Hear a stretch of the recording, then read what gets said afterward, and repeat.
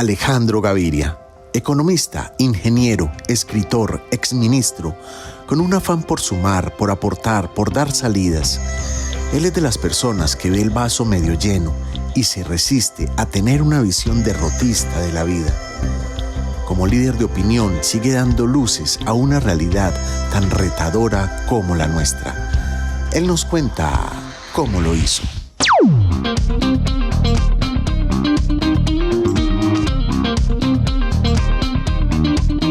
Desconocemos los destinos del universo, pero sabemos que razonar con lucidez y obrar con justicia es ayudar a esos designios que no nos han revelados.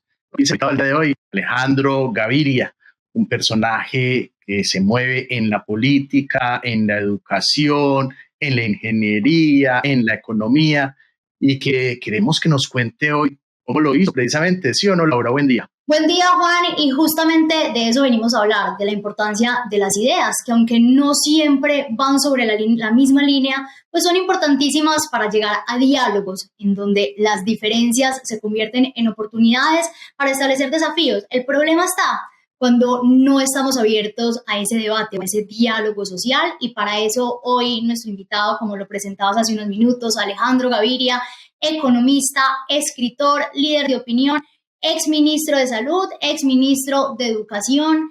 Muchas gracias por aceptar esta invitación, por estar con nosotros y, por supuesto, por brindarnos toda esta experiencia y todo este bagaje que va a ser importantísimo, sobre todo por los desafíos que hoy nos enfrenta el país. Laura, Juan Carlos, muchas gracias por la invitación. Muchas gracias a quienes en algún momento nos van a ver o escuchar. Bueno, contento de poder conversar un rato con ustedes. Bueno, comencemos a hablar, Alejandro, de cómo se estructura esa personalidad desde lo filosófico, desde la lectura, desde la música, desde tus pasiones. ¿Cuáles son tus faros, tus guías, tus pilares filosóficos de vida? Yo voy a empezar desde el colegio, quizás hablando un poco de la forma como yo he habitado este mundo. Yo pienso, Juan Carlos y Laura, que yo tuve como siempre dos intereses grandes, ¿no? El primero tendría que ver con mi mundo más profesional, que después se fue convirtiendo en el mundo académico. Y el otro, un interés que por algún tiempo fue más íntimo, más personal, que es ese gusto por la literatura, por la poesía, que viene quizás de una herencia familiar, lo que yo vi en mi padre y en mi familia también. En un tío, Jesús Gaviria, que era poeta, lo que yo encontraba cuando iba de niño a la casa de mi abuela. Y esos dos mundos discurrieron paralelamente. Tuve un maestro que fue mi profesor de filosofía y comportamiento de salud en el colegio que alimentó esa curiosidad. Y tuve un interés por muchos aspectos, pero básicamente adelantemos los 10 años. Yo era un economista que llegaba temprano a la oficina, prendía el computador, en ese computador veía números, me dedicaba básicamente a la econometría profesionalmente, a escribir mis artículos, a dar mis clases, pero llegaba por la noche a la casa y yo leía otra cosa, ¿no? Eran mis libros, era la poesía, era la última novela que estaba leyendo. Y así fue mi vida, ¿no? Yo dije el discurso de grado cuando me gradué de ingeniero civil en Medellín, hace ya muchos años, finales de los años 80, la época más dura de Medellín. Y ese discurso fue un discurso crítico, un discurso que incluso causó en la Escuela de Ingeniería de Antioquia una polémica que llevó incluso a que nuestra generación fuera excluida por allá de una fotografía de eso que tomaban de los graduandos en esa época. Y ese discurso era básicamente la articulación de lo que yo sentía como una carencia, como que esa parte humanista había sido excluida completamente de nuestra educación.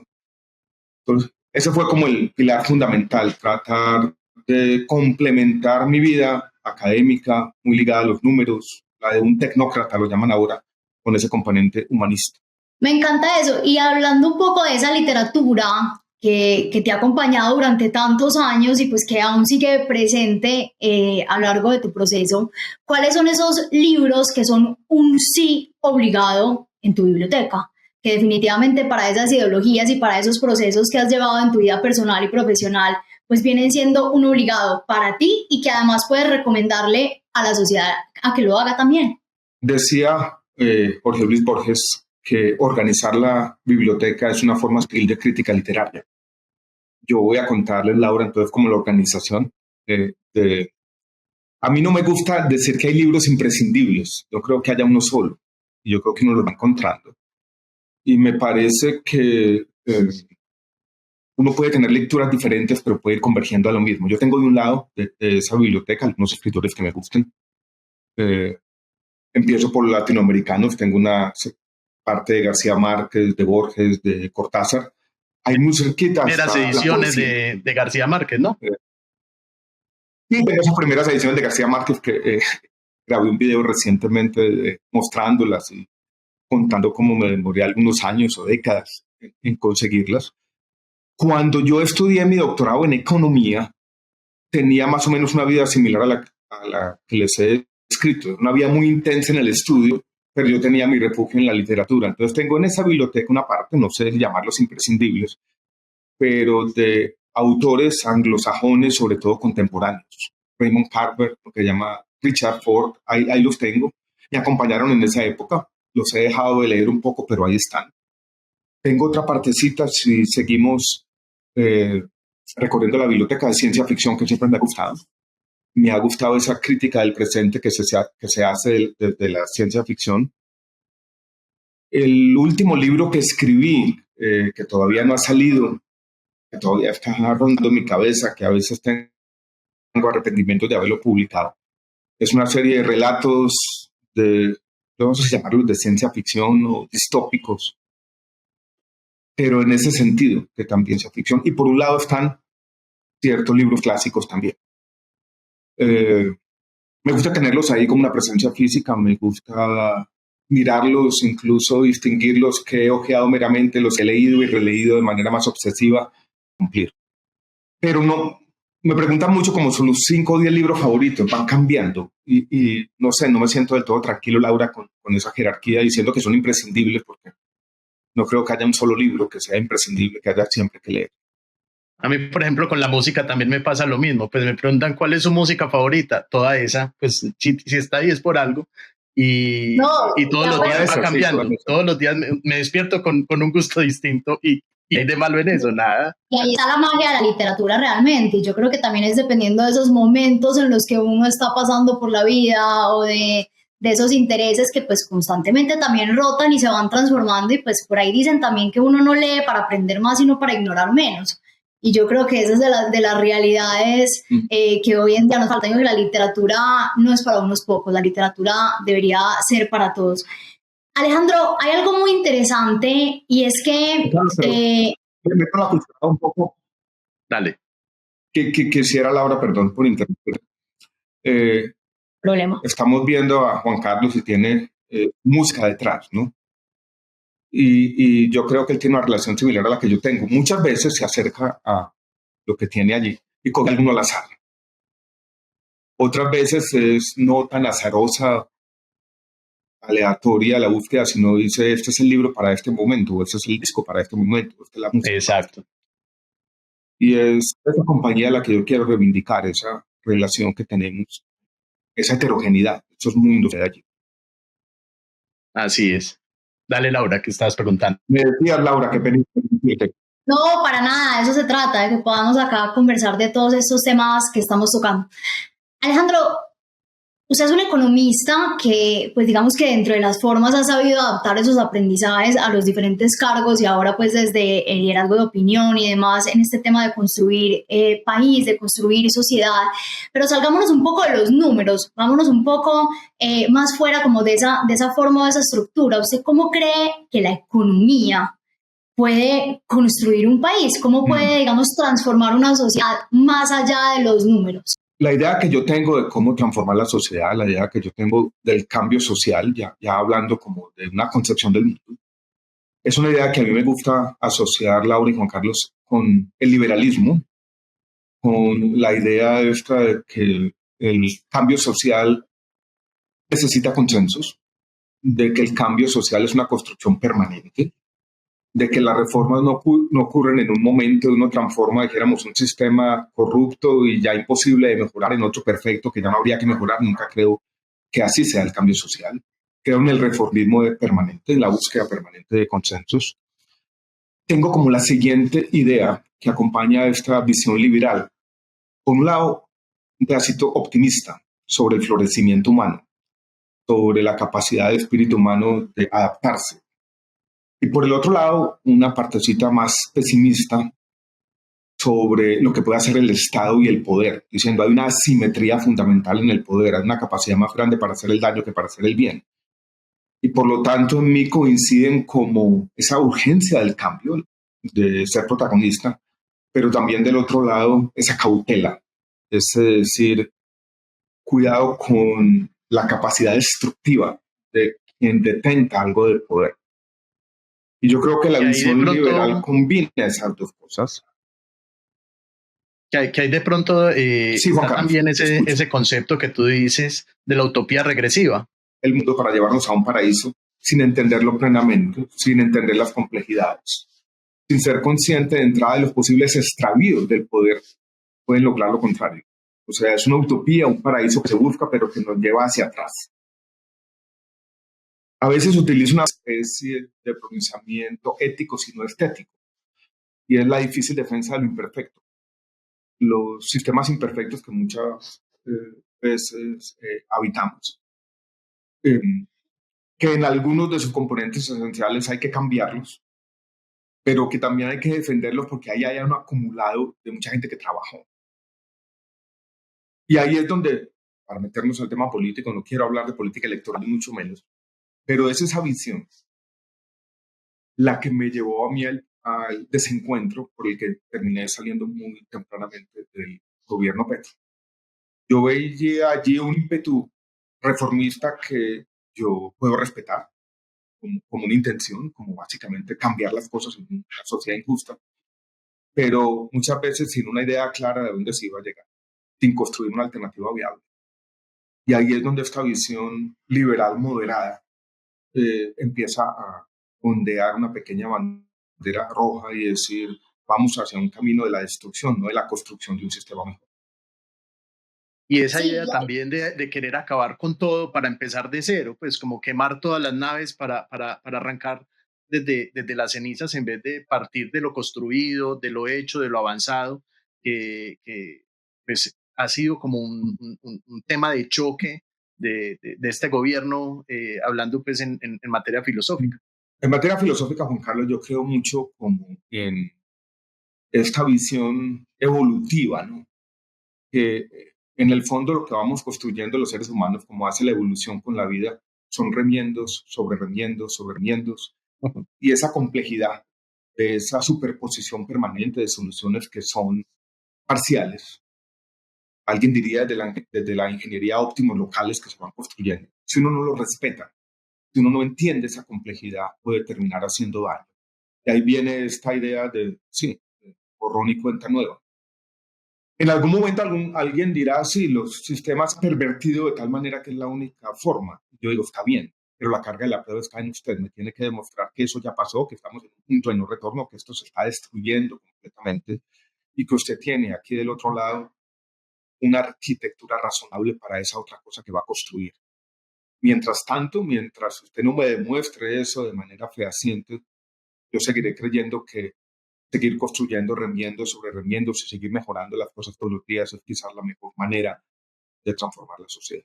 Y ahí me lleva a un tema que es la ausencia de liderazgo o una pandemia, digamos, que tenemos los colombianos, y es que le abrogamos el liderazgo a uno, dos, tres, pero realmente el liderazgo yo creo que se tiene que impartir desde el colegio, se tiene que llevar a las universidades, se tiene que hacer de una manera mucho más democrática realmente, porque es que el liderazgo lo ejerzo yo en mi casa, lo ejerces tú en tu grupo de trabajo, lo ejerce el otro con sus amigos, y ahí yo creo que es algo en lo que tenemos que recabar como sociedad. Sin duda, yo creo mucho en esta idea que también es liberal, Juan Carlos y Laura, de que el conocimiento está descentralizado, de que nadie se la sabe todas, de que un líder en el fondo tiene que ser consciente de sus propias limitaciones. Y cuando el líder cree que tiene básicamente la respuesta para todas las preguntas de la sociedad, empieza a equivocarse. De otro lado, que es un poco la paradoja, un líder tampoco puede ser dubitativo. Y a veces me ha pasado y a veces he cometido ese error. Es ante la abrumadora complejidad de un problema. Yo estoy en una posición de liderazgo, soy ministro, por ejemplo, y caigo como en la duda, la gente se desconcierta. O sea, un líder tiene que tener la capacidad también de, en medio de esa complejidad, mostrar un camino y no dejarse abrumar por ello. Y la forma como yo he tratado de encontrar ese camino es, yo lo llamo espacios de posibilismo, es decir, bueno, entre toda esta complejidad, vamos a tratar de resolver problema 1 y problema 2 y tengamos una solución clara. Y estos problemas o la solución a esos problemas nos va a llevar a vislumbrar otras posibles soluciones y quizás otros posibles problemas. Sí, pero yo he notado a veces en mi caso que puedo caer en una posición que es quizás un vicio de la academia, es decir, necesitamos más información o no entiendo plenamente lo que está ocurriendo aquí o quizás esta consecuencia indeseada o imprevista de lo que estoy haciendo nos puede llevar a fracasar. Aquella idea liberal por eso, o cambia un problema por otro. Y eso es bueno en un líder, pero si un líder se vuelve excesivamente hamletiano y está dudando todo el tiempo, deja a los otros desconcertados. Entonces, eso es como una experiencia que yo he tenido y es, sí, un líder tiene que ser capaz de expresar las dudas, pero tiene que mostrar un camino también. No puede quedarse solamente en la duda y un poco esta posición quizás abrumada ante la complejidad del mundo. Pero Laura, te interrumpí también hace un rato. Así es, yo pienso y soy de las que tiene claro que los grandes desafíos que hay en esta ciudad están marcados prácticamente por el liderazgo, hay grandes desafíos del liderazgo. Y ahora que ya estamos entrando en materia porque es inevitable no llegar al tema político, pues con un tema que uno nos apasiona, dos pues realmente reúne lo que nos encuentra acá y creo que ha sido evidente que nos peleamos acá por la palabra.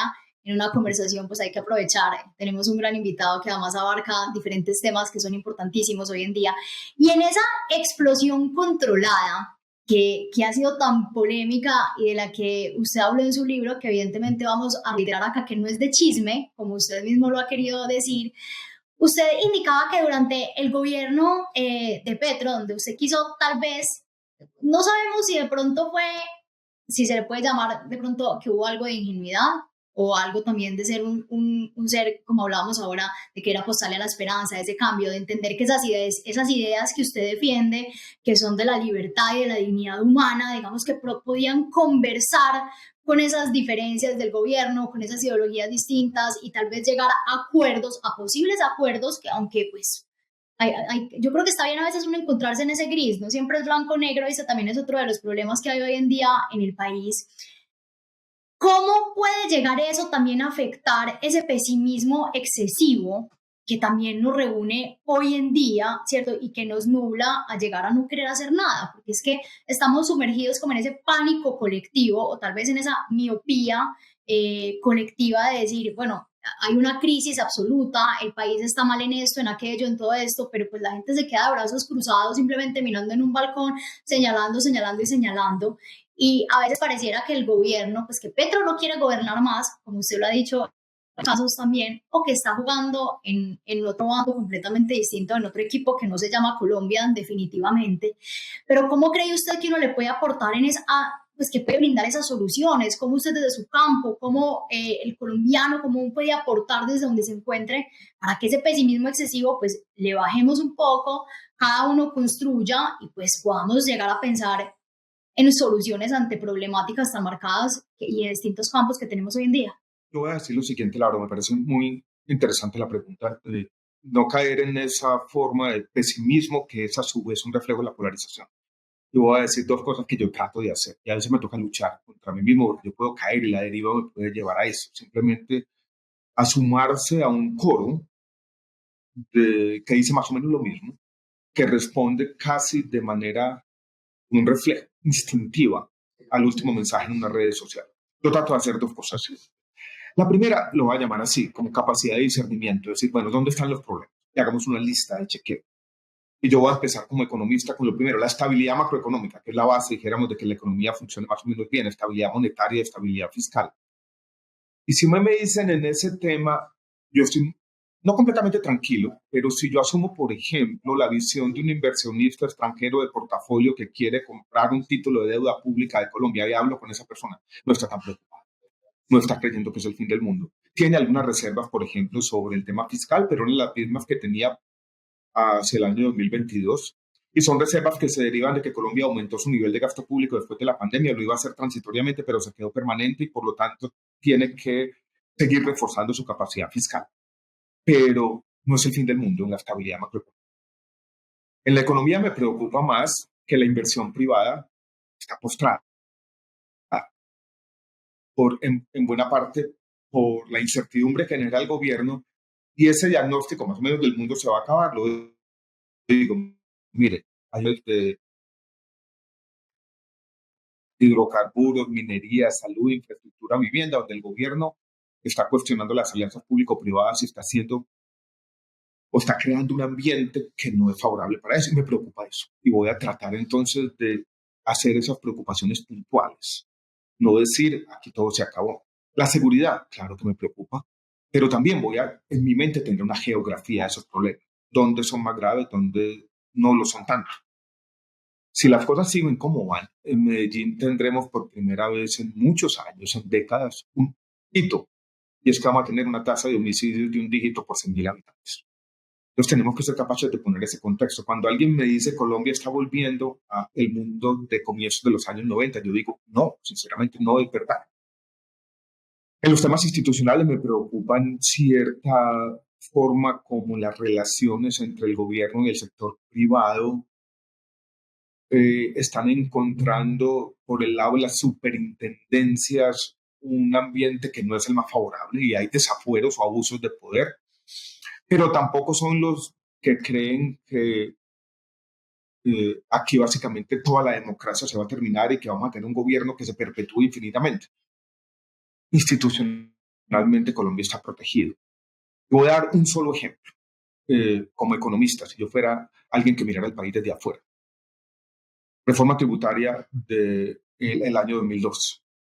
Hay un artículo que básicamente dice las regalías no pueden deducirse de los ingresos. La Corte Constitucional examina eso y básicamente dice no, tendrían que deducirse, es inconstitucional. O sea, la Corte Constitucional básicamente define un asunto sobre las reglas de juego del sector privado y lo hace a favor de ese sector privado con argumentos constitucionales. El gobierno protesta, pero lo hace de manera común en un discurso y presenta ante la Corte Constitucional un incidente de impacto fiscal utilizando las reglas de juego. La Corte Constitucional examina los argumentos del gobierno, regaña al ministro de Hacienda y básicamente dice, yo me reafirmo en el fallo. Eso son las instituciones de Colombia funcionando. Y eso hay que tenerlo en cuenta. Y yo creo que uno tiene que ser capaz de, en medio del pesimismo, entender qué instituciones están funcionando, dónde están los peligros y dónde están no. Y si me preguntan a mí qué es lo que viene después en esta crítica, pasar a las propuestas. Y voy a dar un ejemplo. Yo he sido un crítico vehemente, persistente, cansón, alguien podría decir, en el tema de la reforma a la salud. Y voy a seguir con esa actitud como que parece que estamos en un momento donde va a haber una destrucción de unas capacidades acumuladas. Pero sé que tengo que pasar ya a decir, bueno, ¿qué vamos a hacer? ¿Cuáles son las propuestas? Llega el momento en que poner el dedo en la llaga, hurgar ahí obsesivamente y decir, ya ahí, sí, ya ese mensaje está transmitido. Ahora tenemos que pasar a las propuestas. Todo lo que estoy proponiendo para evitar este mundo difícil, con preocupaciones que tengo y que son compartidas, es seamos capaces de entender que no todos los problemas son iguales, jerarquizarlos, que digamos capacidad de discernimiento y pasemos a las propuestas. Yo creo que es la mejor forma de habitar esta realidad. Alejandro, usted lo graduaron de futurólogo por su famosa frase. Sí. Y yo siempre he tenido la inquietud, ¿qué pasó en usted cuando eso se empezó a hacer realidad? Cuando la frase que dijo empezó a hacerse realidad, digo, ¡ay, jue madre! Fue verdad. ¿Cómo vivir con una premonición? O sea, sí, ¿cómo vivir con eso? ¿Cómo el discernimiento, cómo lo hizo de ver que eso que había dicho sí estaba pasando? Primero, Juan Carlos, se me había olvidado completamente que yo había dicho eso. no me Sí. acordaba. Yo después recordé que era una cosa que yo había dicho por primera vez como en una reunión de campaña que entre todos. Yo les dije, yo tengo esta intuición, mire lo que va a pasar. Y era un poco recogiendo lo que había pasado durante la alcaldía de Gustavo Petro en la ciudad de Bogotá. Cuando yo acepto ser ministro de Gustavo Petro, un influencer y tuitero bogotano que hoy es concejal, Daniel Briceño, pone ese videito. Y yo lo vi y dije, no lo puedo creer, que es esta vaina, ¿no? Y empezó a hacer una cosa muy difícil porque yo lo dejé ahí. Y como era una profecía, pero pasó a ser una profecía donde yo era parte de la historia. O sea, es algo que uno dice sobre el futuro, pero es un futuro que lo involucra a uno personalmente. No sabía muy bien cómo manejar eso. Y cuando yo salgo del ministerio, yo recuerdo que ese mismo día Félix de Bedú, que tiene una frase famosa en las redes sociales, dice, siempre hay un trino. Y el siempre hay un trino era esto, donde yo había dicho una cosa y no era que se había cumplido, es que se había cumplido con protagonizando con fecha, hora, la historia. Y todo, sí. Y cuando, sí, exacto. Y después cuando salen los otros ministros que habíamos hecho parte de esta ala liberal del gabinete de Gustavo Petro, ya eso se volvió viral. Alguien me dijo, una persona que trabajó conmigo en la campaña me dijo hace poco, lo que quedó de su campaña fue eso. Yo dije, chistoso que en este mundo de las redes sociales, lo que se recordó de toda esa aventura fue ese pedacito. Con un poco de humor en estos días, cuando me preguntan sobre el futuro, yo digo cualquier cosa, pero no quiero asumir ese papel de futurólogo. Pero sí me parece... al futuro, me preocupa. Hay un politólogo gringo que se llama Philip Tellock, que ha hablado mucho sobre los pronósticos y cómo los errores que cometemos todo el tiempo y cómo hacer predicciones no condicionadas no tiene mucho sentido. Uno yo creo que con los instrumentos que tiene, por ejemplo, en las ciencias sociales, puede decir, si esto pasa, de pronto esto ocurrirá, cosas así. Pero me ha gustado en estos días como mamar gallo con eso, llevarle la contraria. Si alguien me dice, bueno, ¿qué va a pasar? Yo digo cualquier otra cosa, pero en el fondo son formas de autoironía. Entonces, no me voy a tomar ese papel en serio ni mucho.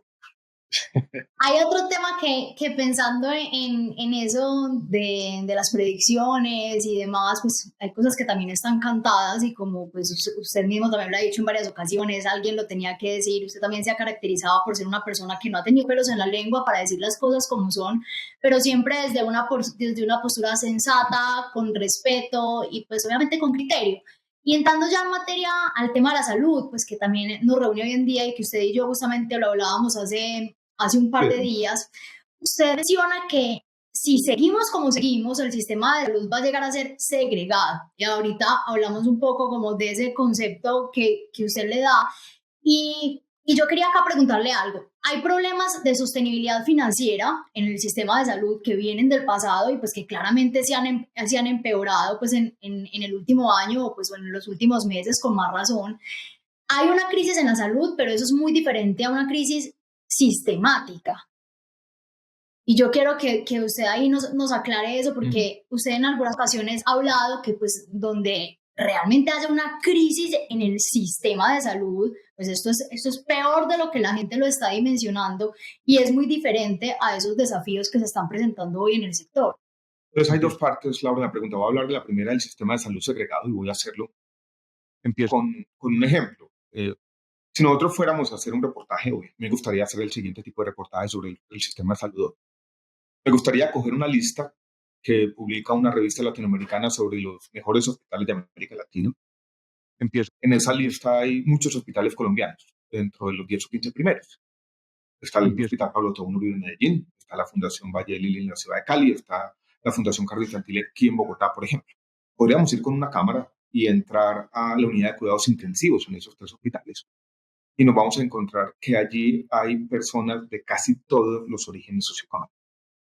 O sea, es un sistema de salud que en términos de lo que se conoce como protección financiera logró eso. Logró que a la mejor atención en salud posible en nuestro país tuvieran acceso personas de toda la condición socioeconómica. En Colombia no me gusta mucho la palabra, entonces habrán visto que la estoy evitando, estratos. Me parece antipático, pero es así. Y eso es lo que yo creo que va a pasar si las cosas siguen como van. Empiezo. Va a haber un sistema distinto donde se financia lo que se conoce la oferta, van recursos a los hospitales públicos, y llegamos a un sistema como lo que ocurre en Brasil, o lo que ocurre en Perú, o lo que ocurre en México, y son unos muy buenos hospitales, pero se dedican en esencia a la medicina privada. Un trasplantólogo colombiano, tuve una conversación con él hace aproximadamente 3 semanas. Él acababa de llegar de México, de un congreso de personas que se dedican sobre todo a hacer trasplante renal, de riñón. Y él me dijo que había tenido una conversación con un colega mexicano y el colega mexicano le había dicho lo siguiente, es decir, a mí no me gustaría que México se diera una colombianización. Okay. Y la colombianización era que en Colombia, este era un médico como de élite, no hay ningún tipo de filtro por capacidad socioeconómica. Usted trasplanta a todo el mundo. Y trasplanta a todo el mundo porque sabe que todo el mundo va a tener acceso a los inmunosupresores que vienen después. Y este decía, no, yo solamente quiero operar a los pacientes que tienen plata y que pueden pagar por los inmunosupresores. Y eso es lo que podría pasar en Colombia, yo no quiero que pase. Del otro lado, yo he sido muy criticado, Laura, porque la gente dice, si esta crisis de salud tiene 15 años, ¿por qué viene usted ahora a echarle la culpa al gobierno? Y yo digo, es cuestión de grado. Básicamente, cuando yo estaba lidiando con esa crisis, yo lo que quería era evitar la crisis sistémica que está ocurriendo ahora. Sí, había una crisis en un EPS, había otra crisis en otra. Esto era muy complicado. Yo sentía que estaba caminando al borde del abismo en todo momento. Pero es que ahora estamos ante el derrumbe de todo el sistema, sin haber construido una alternativa viable. Y era ese propósito, el de evitar una crisis sistémica. Empiezo. O garantizar que el sistema siguiera funcionando, mi principal objetivo y labor como ministro de Salud. Yo creo que el gobierno del presidente Petro ha olvidado eso. Que básicamente un ministro tiene que, ante todo, ante todos los problemas, evitar una crisis sistémica. Y eso es lo que nos está evitando en esta coyuntura. De ahí mi preocupación. Bueno, y en ese camino en el que va el sistema de salud, pongamos el visor de aquí a 2 años y medio que falta de este gobierno, ¿qué puede pasar? Otra vez futurología. Sí, ¿cómo ves ese camino de aquí a 2 años y medio? Porque pues si vamos en el derrumbe y todo se va derrumbando, ¿qué va a quedar? Empiezo.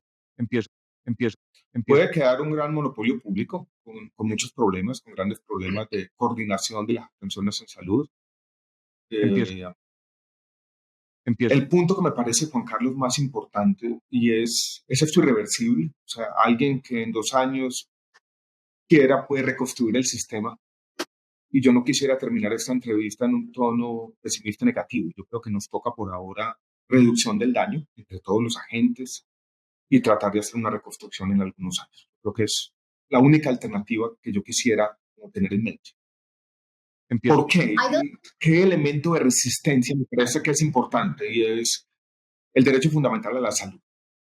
No solamente es una realidad institucional, jurisprudencial, sino solamente las personas. Hay un empoderamiento. Yo creo que la sociedad civil no va a permitir una destrucción más allá de lo que pueda ser reconstruido en el futuro. Hay 2 temas muy importantes que no quisiera dejar de tocar y los podemos hacer rápidamente antes de despedirnos, y es la educación, uno de ellos. La academia, pues usted que es un hombre de academia, la academia es un sector que está literalmente tirado por algunos momentos y tiene tanto que decir la academia y tanto que aportar y tanto que construir, porque además a partir de la educación también se transforman sociedades. ¿Qué piensa usted de la forma en la que el gobierno actual pues se quiere tomar básicamente a las universidades y pues realmente está generando una afectación tan grande y tan preocupante en este sector que vuelvo y digo, tiene mucho que decir, tiene mucho que aportar? Ahora, yo diría 2 cosas o 2 preocupaciones. La primera, que el gobierno, vamos a hablar de educación superior, porque hay muchas dimensiones de este problema para circunscribirlo ahí, ha ignorado el sistema mixto de educación superior. Es como si las universidades privadas no existieran, cuando tienen mucho por aportar. Y quizás los crecimientos en cobertura podrían darse más rápidamente en el sector privado. Lo segundo, yo creo que hay una instrumentalización, o por lo menos la intención de una instrumentalización de la educación superior pública para hacer lo que el presidente está llamando en esta coyuntura el poder constituyente. La idea que tiene el presidente en mente es que el poder constituyente, que no es otra cosa que una parte de la sociedad movilizada, es fundamental para la permanencia de su proyecto político en el poder. Y dentro de esa idea, el movimiento estudiantil lo ve como fundamental. Y hoy en día no está pensando en términos de educación, de la transformación de la educación, de cómo la educación se va a adaptar a los retos demográficos, tecnológicos y demás, sino la educación como parte de una sociedad movilizada en apoyo a un proyecto político particular. O sea, no hay una visión de largo plazo de la educación, no hay un debate sobre cómo la educación se conecta más. Si algún sector está cambiando y si algún sector va a ser distinto en 10 o 15 años en la educación. Mi obsesión primera cuando llegué a ser ministro de Educación era la reforma del sistema de aseguramiento de la calidad de la educación superior, que en mi opinión estaba coartando las posibilidades de innovación de buena parte de las universidades en Colombia en un momento donde los programas tienen que cambiar en su oferta, en su duración y demás. Y esa discusión no se está dando en el país para nada. Porque en el fondo, a muchas personas no les gusta la frase que voy a decir. Yo creo que hay un exceso de politización de todos estos debates. O sea, es la universidad movilizada en parte de un proceso político. Está bien la política y la política como la expresión de lo colectivo. Lo que no está bien es convertir a el movimiento estudiantil o buena parte de las universidades públicas en simplemente instrumentos de una sola idea política o una sola idea del cambio social. Cuando hay tanto pluralismo en las universidades. Y precisamente sobre eso quería preguntarte, Alejandro, ya son 9 países que tienen un gobierno de izquierda en Latinoamérica y con unos resultados, digamos, muy regulares, pues porque en Brasil funciona, pero en otro lugar de pronto no, pero entonces por aquí va más o menos. ¿Cuál es su visión de esa mirada de derecha y de izquierda de Latinoamérica?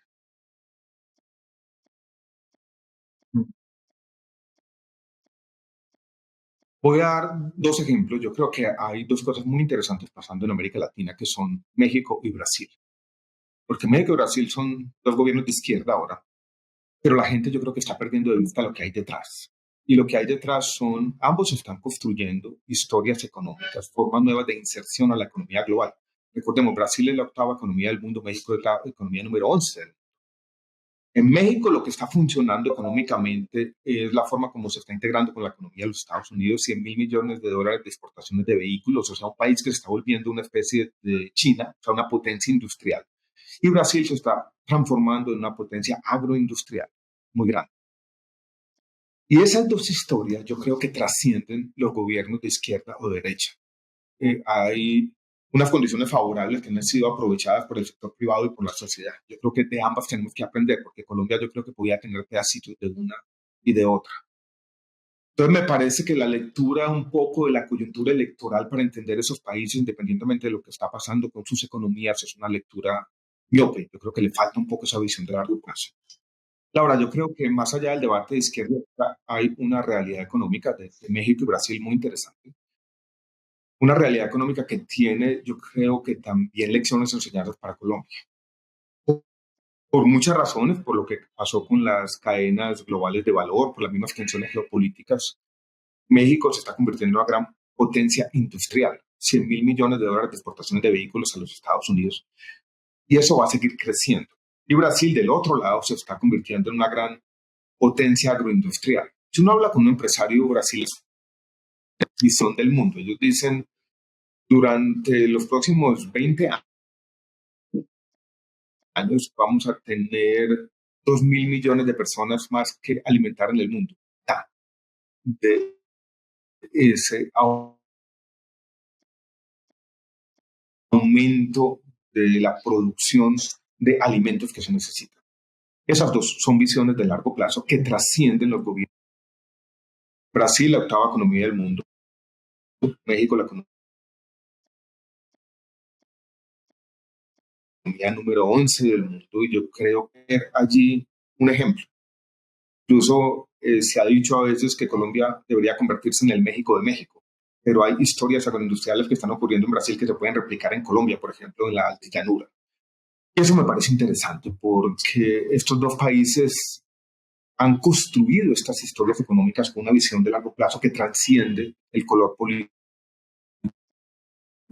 de sus gobiernos. Han tenido una posición mucho más pragmática con el tema de la transición energética y la transformación productiva. Están diciendo, sí, nosotros le vamos a aportar al mundo en esos temas, habrá que descarbonizar la economía, pero son pragmáticos. Que ese La ha sido el gran presidenta de problema. México es una científica del Ese ha clima. sido el gran problema de Colombia, Y que no en nos su hemos podido último poner de discurso acuerdo. habla de fortalecer a Pemex. En ningún momento está... Exactamente. Pero en ningún momento está cayendo con la visión del presidente Petro de que un país en desarrollo tiene que liderar el mundo independientemente de sus costos sociales y económicos en el tema de la transformación energética. Ella está diciendo, sí, ese liderazgo moral que el presidente Petro ha querido asumir sin que nadie se lo pida, sacrificando el bienestar de su gente. Entonces yo creo que allí hay algo importante. Hay otra partecita de la política en América Latina, y es que además de Brasil y México de izquierda, tenemos dos ejemplos de mandatarios de derecha que también están llamando la atención, que son Milei y Bukele. Uno de una derecha muy centrada en los temas de seguridad, otro una derecha libertaria económica. Y ahí está como América Latina, como de alguna manera volviendo a instalarse en ciertas formas de populismo. Pero yo creo que vale la pena, y esto ha sido como el énfasis de mi respuesta, leerlas más allá de lo que se dice en la política de corto plazo. Lo de Bukele me preocupa, su deriva autoritaria. Uno cuando empieza a ver eso, se da cuenta que no va a terminar. Hay otro tema y es que a mí también me genera inquietud esa posición del presidente, que realmente uno no sabe si va a terminar su gobierno, si no lo va a terminar. Él a veces habla y no le importa, pues pareciera como si no le importaban las consecuencias porque simplemente lo dijo él y ya.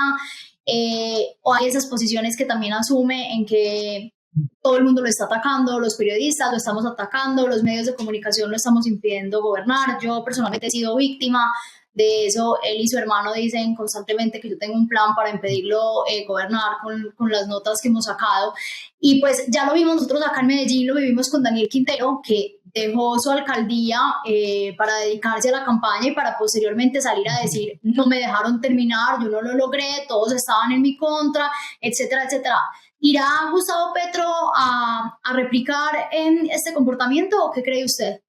Hace algunos días, aprovechando un hecho arquitectónico de este espacio donde estoy aquí, y es que un librero me había regalado, voy a hacer algo que no sé si ustedes lo van a ver, ahí están.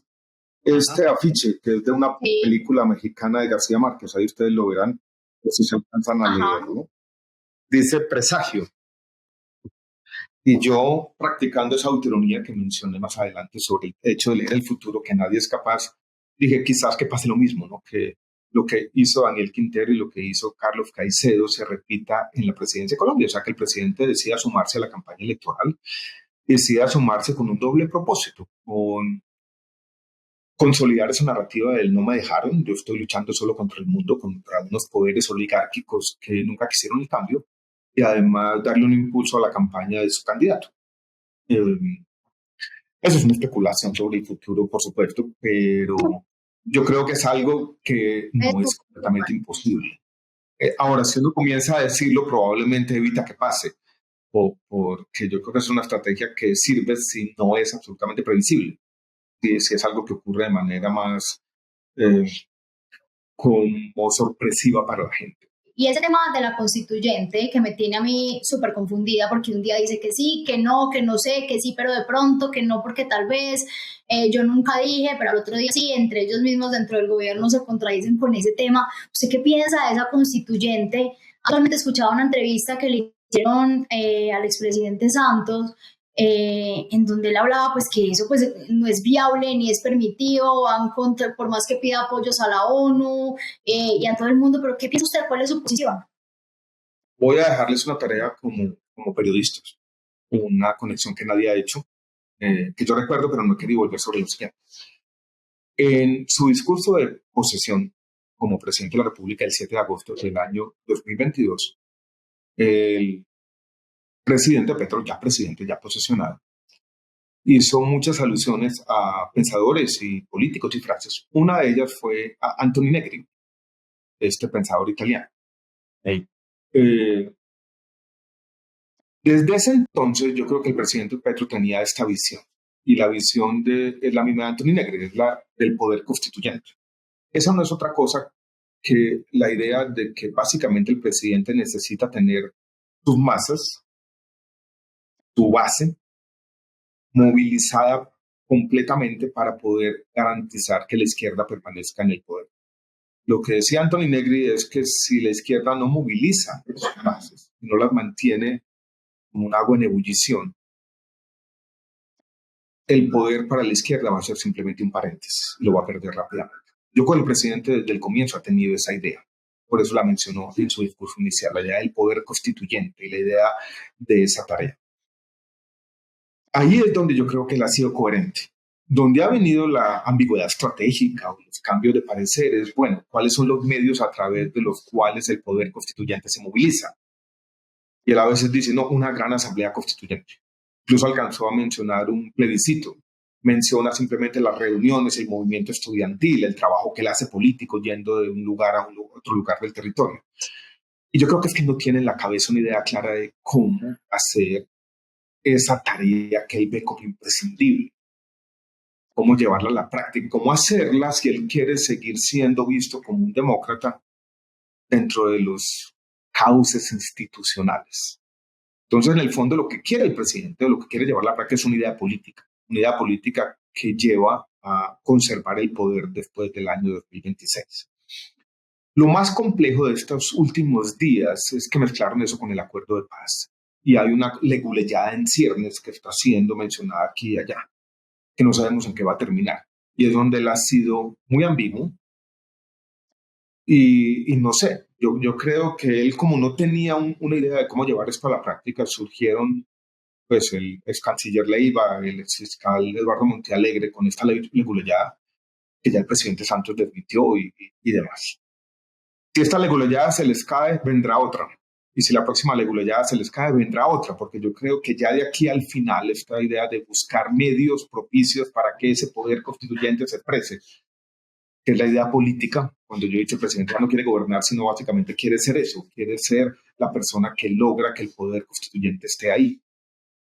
Lo más complicado de todo esto es que esa movilización es difícil porque el poder constituyente y la gente no quiere ver un presidente en movilización permanente, lo quiere ver resolviendo sus propios problemas.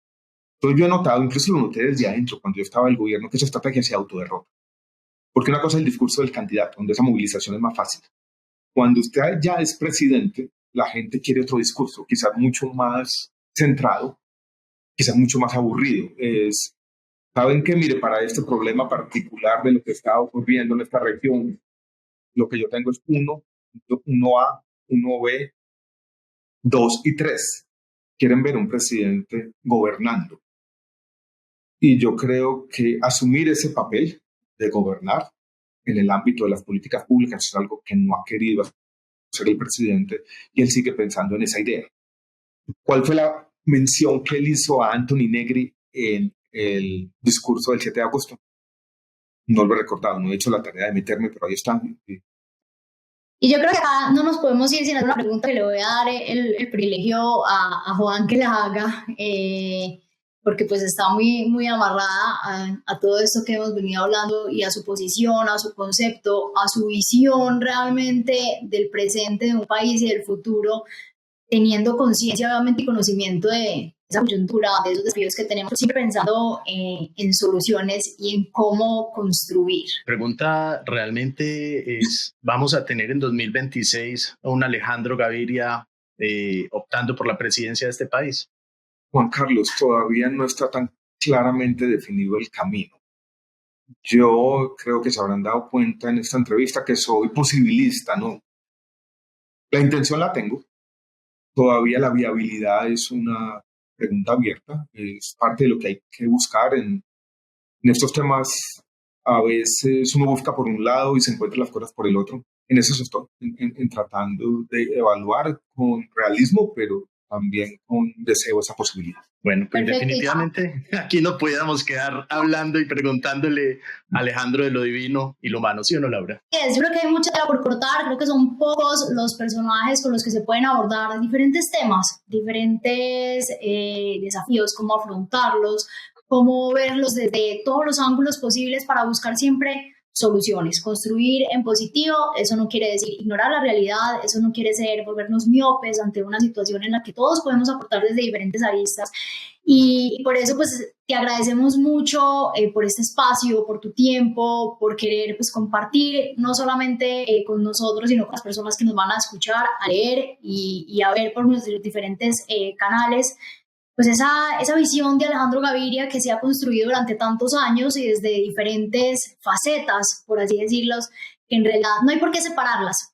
Y casualmente, ahí ya para despedirnos, ayer hacía una publicación yo acerca de eso, porque a mí me preguntan que yo como para debatirme todo el tiempo entre la política y la cultura, dos fuentes que manejo dentro del periodismo, y yo siempre hago lo que no hay por qué separarlas, porque siempre es o lo uno o lo otro, o es blanco o negro, son dos extremos, y realmente pues para que haya política tiene que haber cultura, y pues la cultura hace parte de los proyectos de transformación de todos los gobernantes o cogobernantes. Así que muchas gracias por este espacio, acá siempre las puertas estarán abiertas. Es lo uno y lo otro, Laura, estoy de acuerdo, lo uno y lo otro. Muchas gracias, Laura, muchas gracias, Juan Carlos. Seguiremos en contacto, ¿no? Un fuerte abrazo. Esta sea la primera de muchas conversaciones que tengamos. Y a todos ustedes, muchas gracias por acompañarnos y nos vemos la próxima semana aquí en Cómo lo hizo. Chao.